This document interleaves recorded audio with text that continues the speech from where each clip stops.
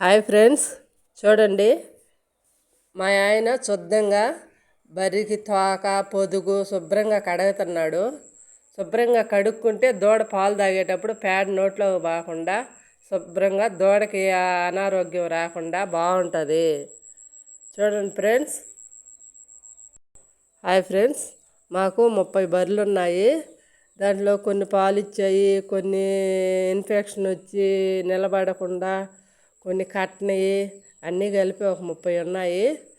మేము నిద్రలేసి పాలు తీసుకోవటానికి వచ్చినప్పుడు ఇట్లా శుభ్రంగా కడుక్కొని దూడ నిప్పుకుంటాము. ఫ్రెండ్స్, ప్రతి 4 నెలలకు ఒకసారి జలగల మందు తప్పనిసరిగా బర్రెలకు పోసుకోవాలి. అలాగే దోళ్ళకు కూడా ప్రతిరోజు లివర్ టానిక్ పోసుకోవాలి.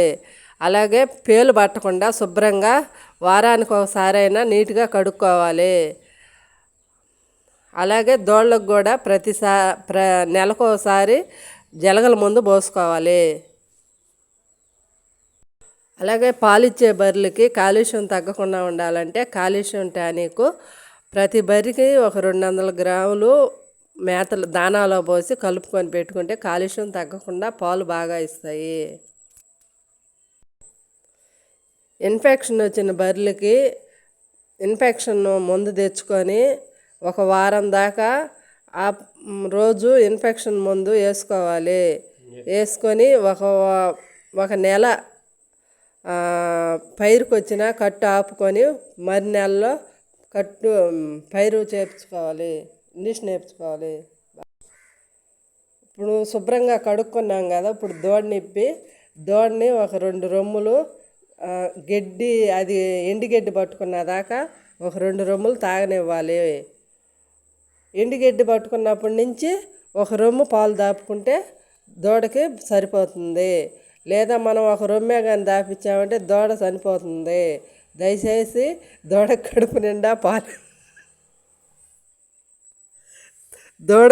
నిండా పాలు ఇవ్వండి. పాలన్నీ మీరే తీసేసుకోబాకండి.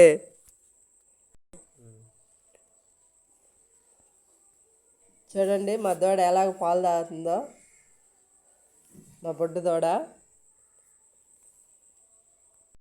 చూడండి మా దోమతార బర్రెలకి దోమలు కుట్టకుండా ఉండాలని దోమతార వేసాము. చూడండి, మొన్న ముంతా తుఫానికి మా దోమతార అంతా చినిగిపోయింది.